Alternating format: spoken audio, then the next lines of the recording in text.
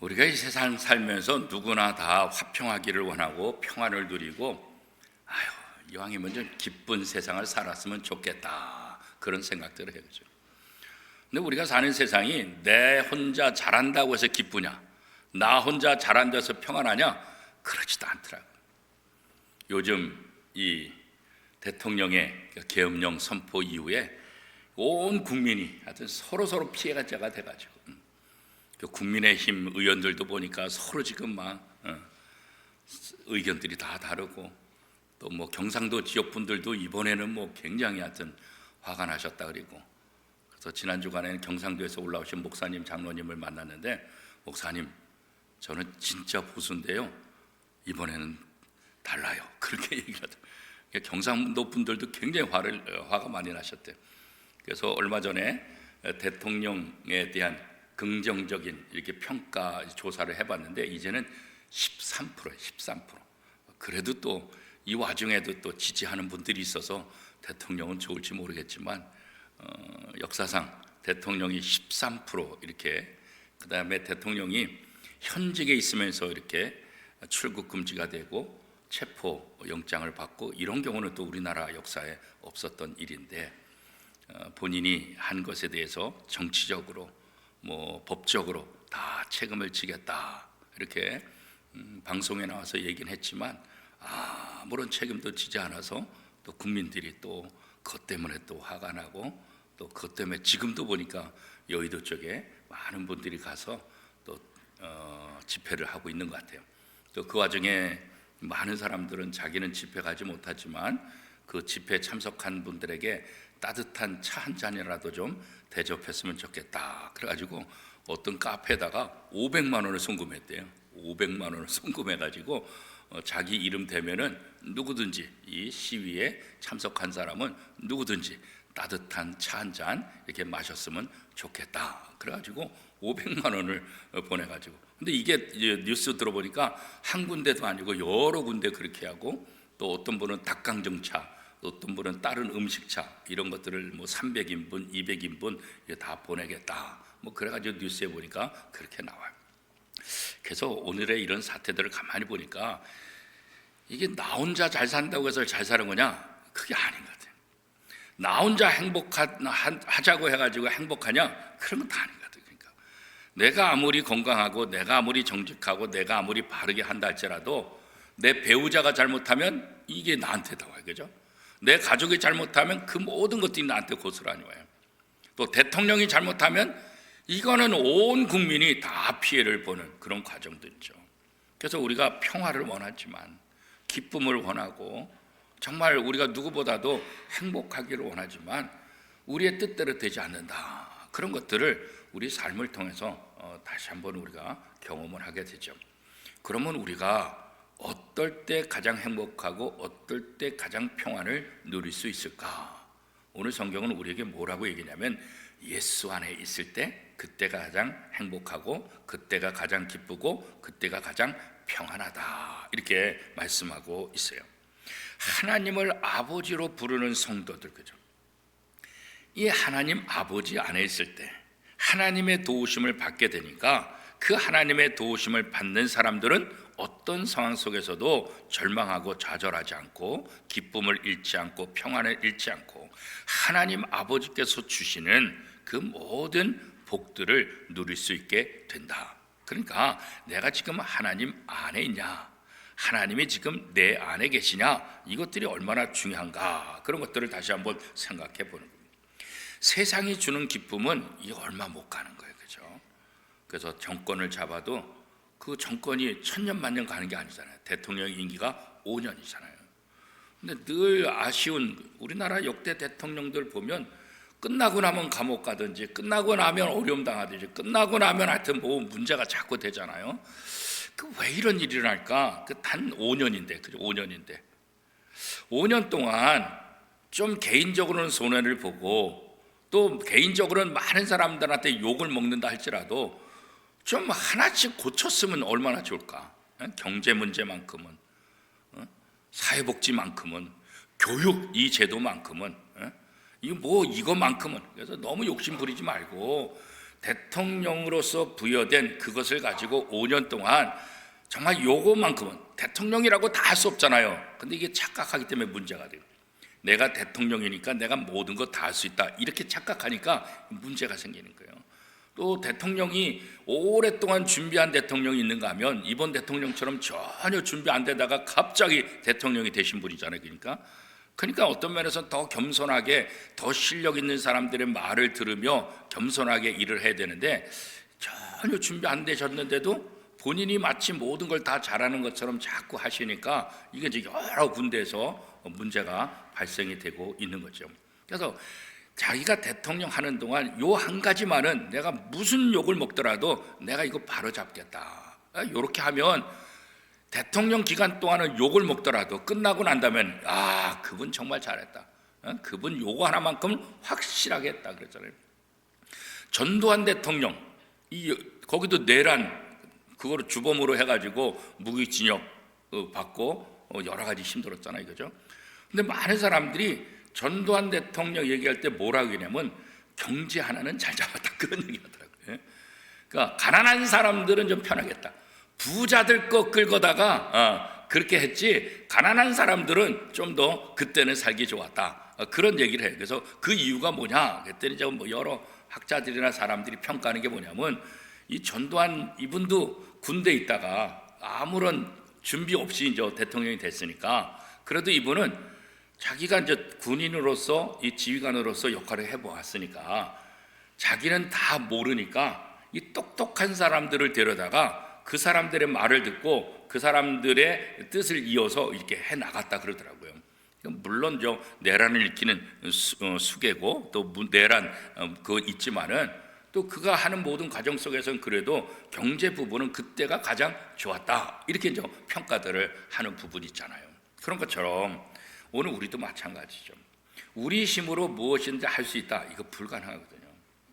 그러니까 언제나 겸손한 자세로 가지고 내가 내 자리에서 할 수 있는 일이 무엇인가 이거 찾아서 조금씩 그 욕심을 부리지 않으면 우리가 평화를 누릴 수 있다고, 욕심을 부리지 않으면 우리가 기쁨을 얻을 수 있다고. 그런데 분에 넘치는 욕심을 부리니까 이게 평화도 없고 기쁨도 없고 또 성공도 하지 않으니까 여러 가지 이제 어려운 문제가 발생하게 되는 거죠. 그래서 성경은 우리가 죄를 지으면서 예수 그리스도를 통해서 하나님의 자녀가 되는 그 기쁨을 우리가 맛보면서 이 땅에서 하나님 안에서 참된 안식을 누리는 삶을 살아야 된다, 이렇게 이제 우리에게 권면하고 있죠. 그래서 성경의 증언은 다른 것 없어요.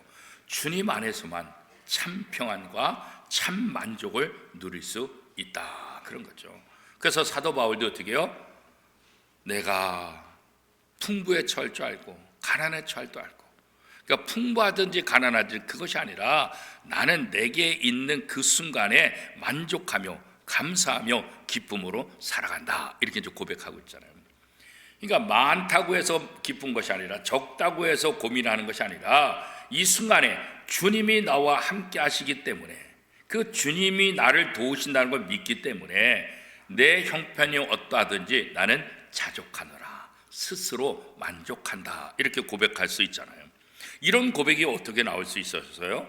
바로 예수 그리스도가 그분의 주인이기 때문에, 예수 그리스도를 의지하는 그 마음이 있었기 때문에 상황이 어떠하든지 나는 자족한다, 이렇게 이제 고백하고 있는 거잖아요. 오늘 본문에 보면 제자들이 예수님께서 말씀하신 것을 도대체 이해를 하지 못하는 거예요. 그래서 여러 군데 나와요. 예수님 말씀하셔도 제자들이 아니 예수님이 이게 도대체 무슨 말한 거지? 무슨 의미지? 제자들이 막 헷갈리는 거예요.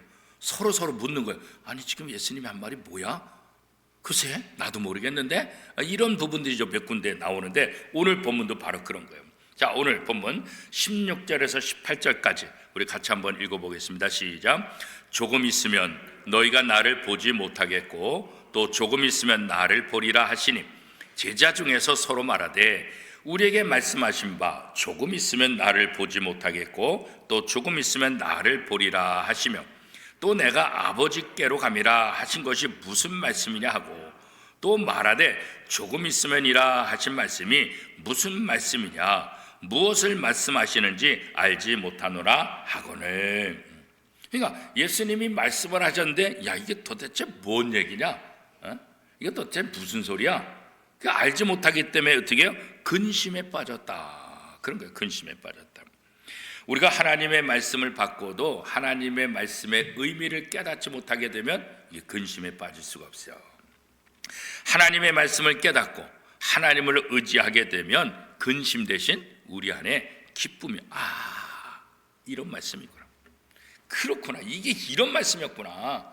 그래서 근심이 사라지고 근심 대신 뭐가 와요? 기쁨이 우리 속에 들어올 수 있게 된다는 거죠.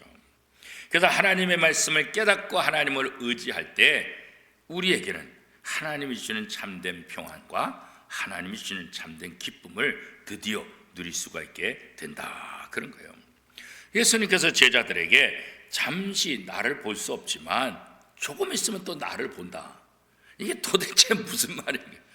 조금 있으면 나를 못 보는데 또 조금 있으면 나를 본다. 예수님이 집에 잠깐 갔다 오시겠다는 건가? 아니면 예수님이 뭐 어디 기도원 갔다 오시겠다는 건가? 아니면 예수님이 잠시 우리를 놔두고 어디 가서 좀 쉬셨다 오시겠다는가? 휴가를 갔다 오시겠다는 건가? 하여튼 뭐 제자들의 입장에서는 이 도대체 무슨 말인지를 잘 모르잖아요. 그렇게 고민하고 쑥덕거리고 제자들끼리 이해하지 못해서 근심 걱정하는 모습을 누가 봤어요? 예수님께서 봤어요. 그래서 예수님께서 제자들에게 말씀하시죠. 19절 20절 같이 한번 읽겠습니다. 19절 20절 시작. 예수께서 그 묻고자 함을 아시고 이르시되 내 말이 조금 있으면 나를 보지 못하겠고 또 조금 있으면 나를 보리라 하므로 서로 문의하느냐? 내가 진실로 진실로 너희에게 이르노니 너희는 곡하고 애통하겠으나 세상은 기뻐하리라. 너희는 근심하겠으나 너희 근심이 도리어 기쁨이 되리라. 그러니까 예수님께서 제자들에게 너희가 지금 막 근심하고 있는데 너희가 지금은 근심하지만 나중에는 그 근심이 사라지게 되고 기쁨을 맛보게 될 것이다. 그 나중은 뭐요? 예수 그리스도의 또 승천, 또 예수 그리스도의 부활을 얘기하는 거죠. 예수님께서 십자가에 못 박혀 돌아가셔서 제자들이 또 막 난리치고 다 도망가고 막 그랬잖아요. 그러나 예수님이 다시 부활하심을 통해서 또 제자들에게 진짜 기쁨을 주시겠다, 이제 그런 말씀을 하고 있는 거죠. 그런데 이 주님의 약속은 보혜사 성령을 믿는 자들과 함께 이루어진다는 거예요. 성령의 도우심을 받는 사람들. 그래서 예수님께서는 예수를 믿는 사람들에게 보증으로, 하나님의 자녀가 된 보증으로 뭘 주셨다 그랬어요? 성령을 선물로 주셨다 그래요.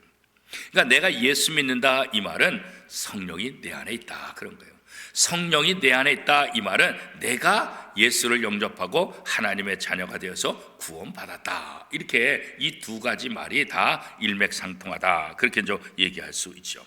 그래서 우리가 하나님의 자녀된 사람들에게서 가장 커다란 복은 하나님의 영의 도우심을 받게 된다는 거예요. 이 성령의 도우심.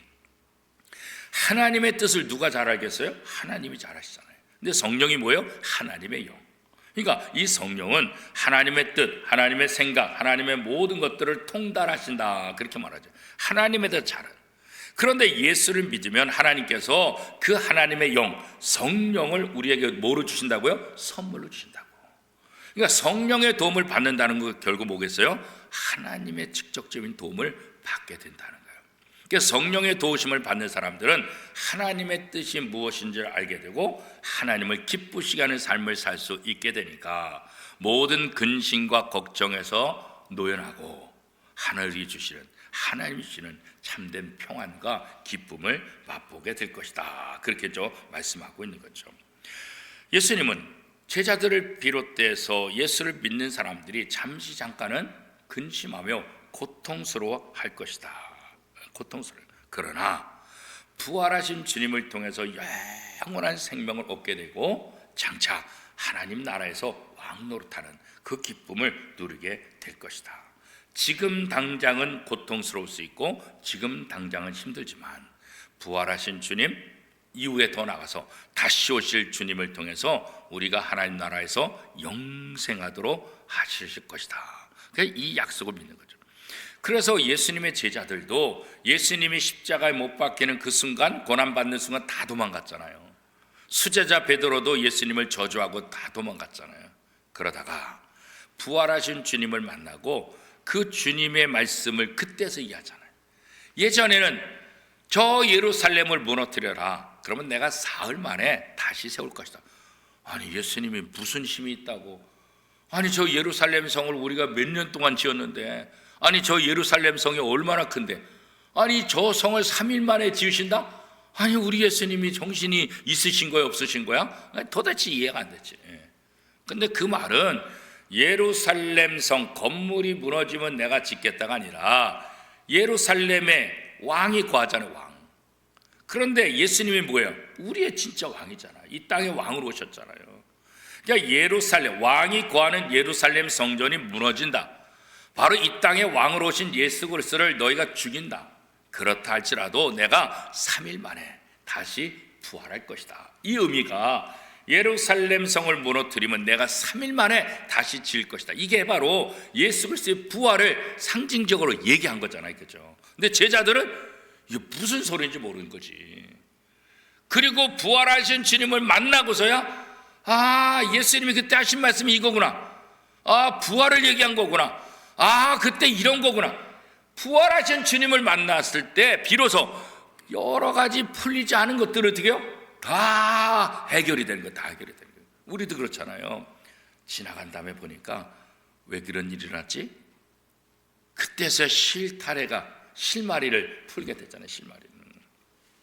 그래서 어떤 분이 우리 총회에서 지금 몇 가지 일들을 하고 있는데, 어떤 노예, 몇 개 노예가 우리는 불참하겠다, 우리는 이 행사에 보이콧하겠다, 뭐 그렇게 이제 얘기를 하셨나 봐요. 그러니까 우리 임원 중에 한 분이 저한테 전화가 와서, 목사님 큰일 났어요. 왜? 그랬더니 이게 몇 개 노회장들이 이 행사를 보이콧하겠다 그래요. 도대체 왜 그런지 모르겠어요 그러더라고요. 그래서 가만히 생각해 보니까 왜 그 사람들이 그럴까? 그랬더니 그 전날 총회에서 전국 노회장 모임을 가졌거든요. 근데 그때 그렇게 이제 보이콧을 주장하는 분들의 의견이 묵살되고 다른 방법이죠. 그러니까 이분들이 감정적으로 기분이 나쁜 거야. 그러니까 우리 참석 안 하겠다 이런 거예요. 그래서 제가 이게 아마 그 문제 때문에 그런 건가 보다. 그래서 얘기를 했더니 다들 목사님 말이 맞는 것 같아요. 그것 때문에 그런 것 같아요. 개별적으로 연락을 할게요. 근데 결국은 한 5개 노예 중에서 한 노예만 참석하고 4개는 참석을 안 했어요. 그러니까 문제가 터졌는데 이게 실마리가 뭔가 이걸 또 찾아야 이걸 좀 해결할 수 있는데, 너무 급박하게 되니까 온전하게 실마리를 찾아서 해결하지를, 실마리는 찾았는데 너무나 짧은 기간이어가지고 밤에 할 길이 없었어요. 그래서 좀 어려움이 조금 있었는데, 우리 인생도 다 그렇잖아요.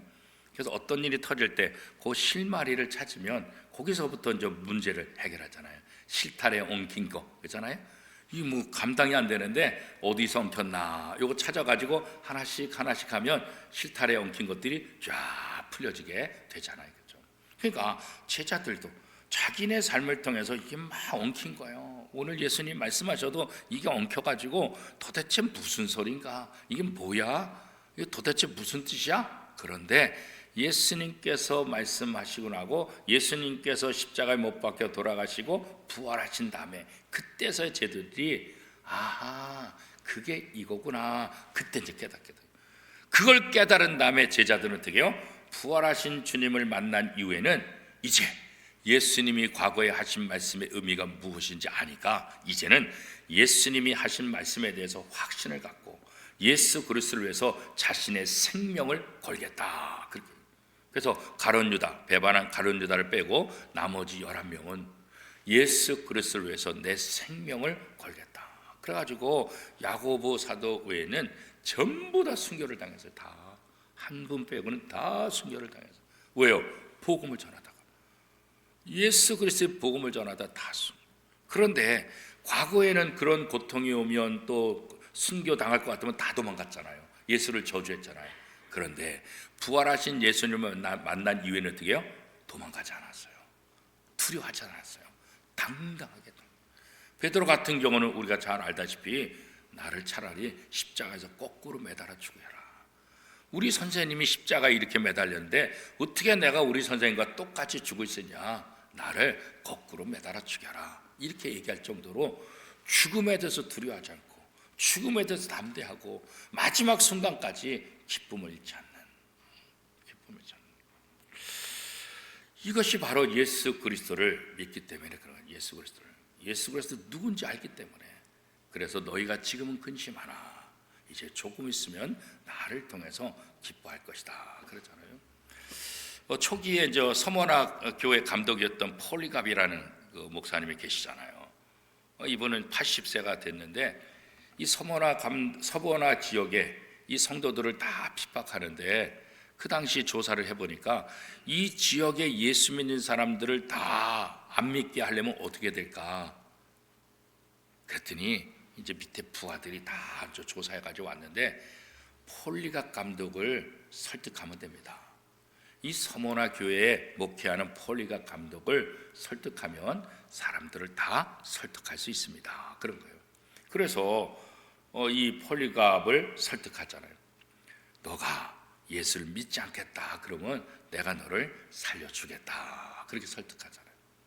근데 80세의 노구임에도 불구하고 폴리갑이 뭐라고 말해요? 지나간 80년 동안 하나님이 한 번도 나를 거부하지 않았는데 한 번도 나를 부인하지 않았는데 내가 어떻게 하나님을 모른다고 예수님을 모른다고 부인할 수 있겠냐. 그래가지고 이 80세 된 폴리갑 감독을 화형에 처하잖아요. 불 속에서 그냥 다 죽으면서도 그냥. 그래서 결국 이 폴리갑 이 감독을 통해서 오히려 그 지역의 신앙이 더 활활 타오르고 그의 육체는 화형에 처해서 불에 타 죽었지만 그의 신앙을 본 많은 사람들은 어떤 상황 속에서도 신앙을 끝까지 유지하고자 하는. 이거 어떻게 그게 가능할까요?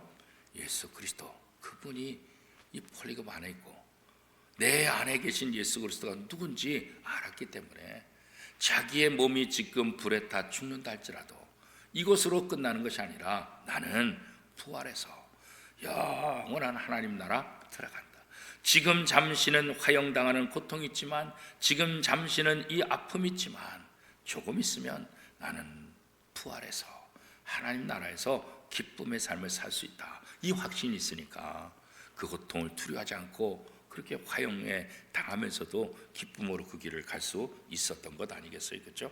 바로 이런 모든 것들은 성령을 통해서 예수 그리스도의 약속의 말씀을 믿는 자들에게 주어지는 평안과 그런 기쁨을 또 우리가 맛볼 수 있다 그런 거죠. 사실 우리 인생에도 보면 애통이 참 많잖아요. 고통이 참 많이 있잖아요. 그렇죠? 근데 제자들에게 있어서 가장 커다란 고통은 뭐냐면 예수 그리스도의 십자가 사건이에요. 그렇죠?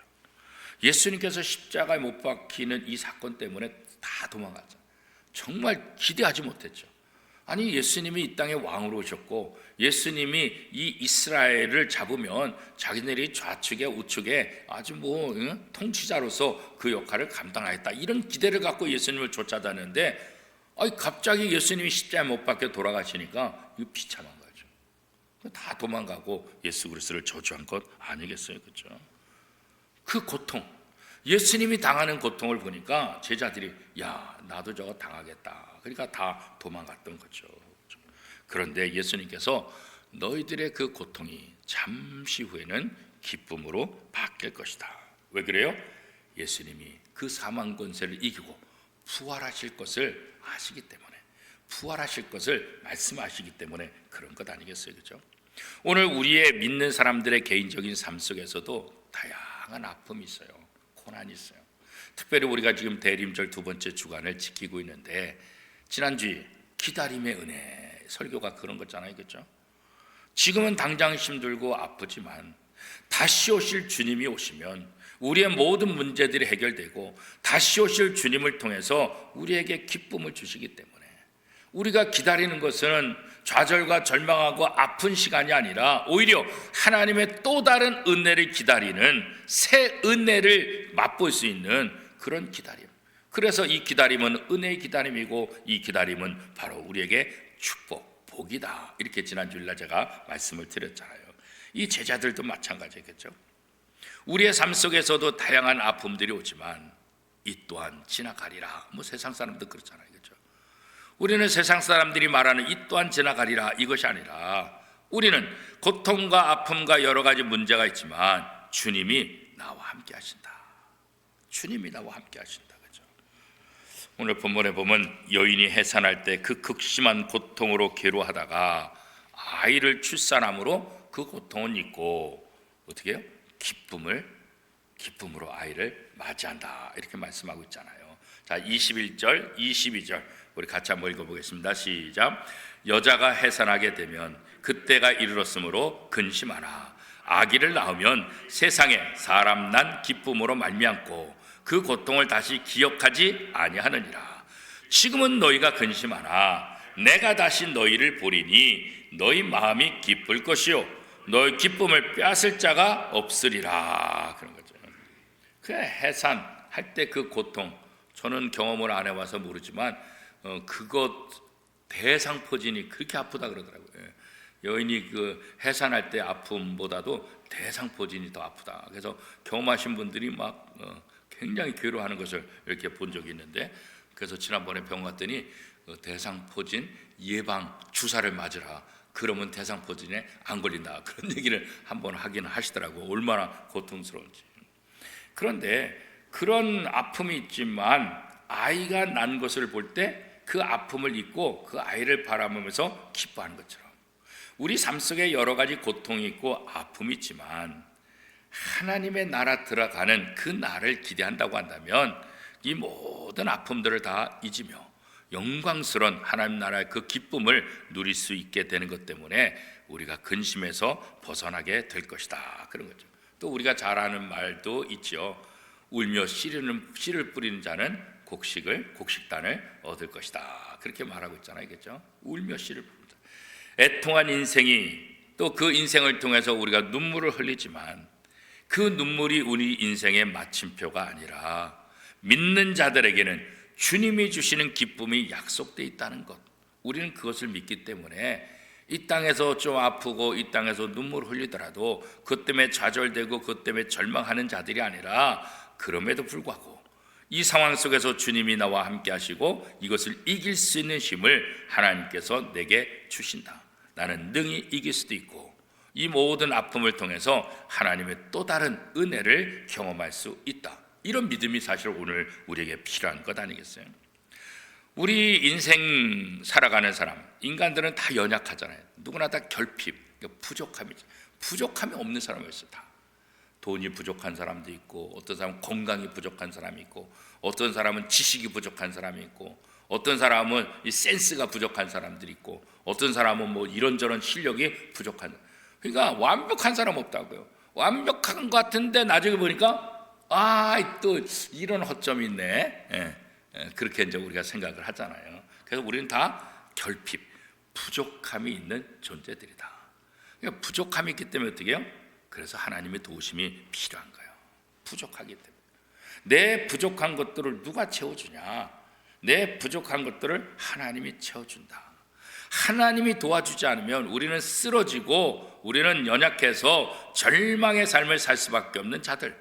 그런데 하나님께서 예수 그리스도를 이 땅에 보내주고 예수 그리스도를 통해서 우리에게 어떻게 약속을 하셨죠? 23절, 24절 말씀 우리 같이 한번 읽겠습니다. 시작. 그날에는 너희가 아무것도 내게 묻지 아니하리라.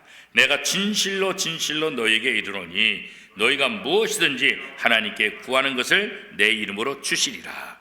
지금까지는 너희가 내 이름으로 아무것도 구하지 아니하였으나 구하라, 그리하면 받으리라. 너희 기쁨이 충만하리라. 그렇죠. 우리가 부족한 걸 다 하신다고 하나님이. 그러니까 예수님을 보내주신 거예요.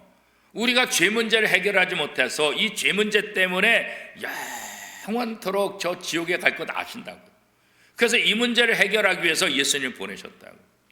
예수를 믿는다 할지라도 여전히 우리에게 부족한 점이 많아요. 하나님 나라 가는 순간까지. 우리의 온전한 구원은 예수 그리스도께서 재림할 때 온전한 구원을 이루는 거지, 이 땅에서 예수를 믿고 구원받았다 할지라도 이 땅에 사는 동안은 여전히 부족하고 여전히 결핍이 있고 여전히 문제가 많아요. 그 문제가. 그래서 하나님께서 예수 그리스도를 통해서 우리에게 주신 선물은 뭐예요? 하나님의 말씀과 기도예요. 기도에서 보면 하나님의 말씀과 기도로 거룩해진다. 우리 죄인들을 거룩해 하는 방법은 다른 거 없어요. 하나님의 말씀과 기도를 통해서. 그래서 오늘 본문에도 보면 예수님께서 제자들에게 뭐라 그랬어요? 너희가 무엇이든지 아버지께 구하는 것을 내 이름으로 구하면 내가 줄 것이다. 너희 부족한 거 다 안다.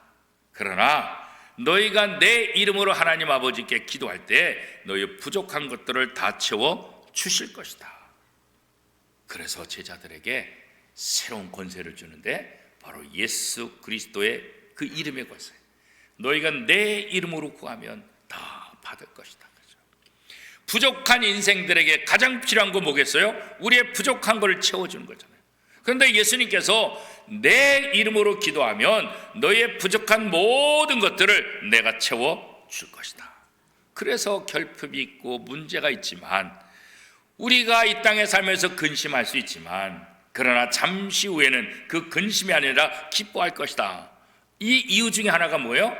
예수의 이름으로 기도하면 우리의 문제들이 해결되고 우리가 필요한 것들을 하나님께서 다 응답해 주시기 때문에 근심에서 기쁨으로 나가게 돼요. 그러나 예수의 이름으로 기도하며 누리는 이 기쁨, 이거는 하늘나라에 비하면 그림자의 부분.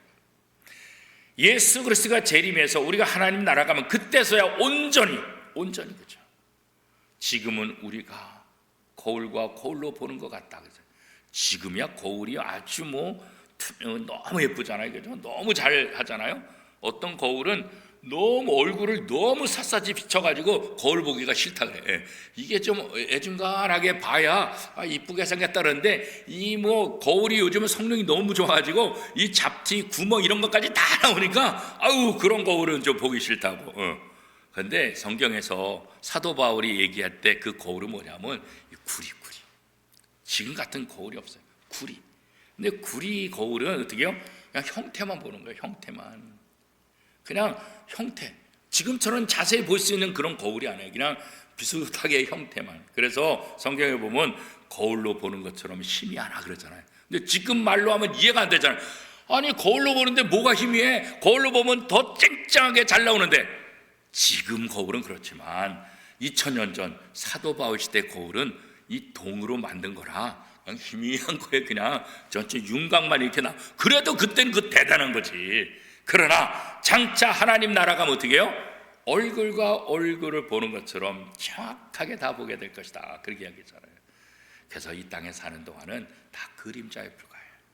그래서 하나님 나라 가면 하나님께서 주신 진짜 복이 무엇인지, 하나님이 주신 진짜 평안이 뭔지, 하나님이 주신 진짜 좋은 게 뭔지 그것을 우리가 느끼게 될 수 있다는 거죠. 그러니까 이 땅에 사는 동안 애통이 있고 고난이 있고 근심이 있고 걱정이 있다 할지라도 그것 때문에 좌절하고 절망하고 포기하지 말아라. 믿음을 붙잡고 예수 그리스도의 이름으로 기도하며 이 땅의 삶을 잘 견디면 주님이 다시 오는 그때 진짜 기쁨, 진짜 복을 누리게 될 것이다. 그런 거죠. 그래서 우리가 바로 그날을 지금 여러 가지 계엄 사태 때문에 힘들고 어렵지만 우리 역사를 보도록 알잖아요. 그죠? 우리 대한민국은 또 현명한 대한민국이라 5.18 광주 사태도 또 극복했잖아요. 또 6.25 전쟁도 극복했잖아요. 또 더 나아가서 일제 그 아픔 그것도 극복했잖아요. 그러니까 이번에도 또 잘 극복해서 우리가 한껏 더 이렇게 성장할 수 있는 그런 기회가 될 것이다. 그런 소망을 갖는 거죠. 왜요? 하나님이 도와주실 것을 믿기 때문에. 교회가 이 땅에 교회가 있고 이 땅에 예수 믿는 사람들이 있기 때문에 우리가 기도할 때 그 작은 것 같지만 우리의 기도가 하나님께 상달돼서 하나님께서 우리 민족을 또다시 아름답게 지난 5,000년 동안 대한민국이 사라질 만한 기회들이 얼마나 많았어요. 그죠? 5,000년 동안 역사에 사라질 만한 일들이 굉장히 많았는데 그래도 5,000년 동안 이어왔다는 것은 여기에 대한민국을 통해서 하나님께서 뭔가 하실 일이 있지 않는가. 그래서 이번 기회가 다시 우리가 좀 우리의 모습을 다시 한번 재정비하고 다시 또 하나님이 주시는 그 말씀 위에 우리가 이럴 때 또 한국 교회가 좀 회개하고 정신 차리고 교회가 교회다워야 되는데 교회가 교회다운 모습을 다 잃어버리니까 이거 하나님께서 우리에게 주신 사인이다. 이게 물불 가리지 못하고 뭐가 옳은지 알지 못하고 그렇잖아요. 그래서 이번 기회도 오히려 정치 지도자들도 회개되지만 교회 지도자들도 회개하고 우리 예수 믿는 사람들도 하나님 말씀에 바로 서서 근심이 기쁨으로 변화되겠다. 이 하나님 주신 약속을 믿고 우리가 함께 기도할 때 그 기쁨을 우리가 누리게 될 줄로 믿습니다. 우리 합심해서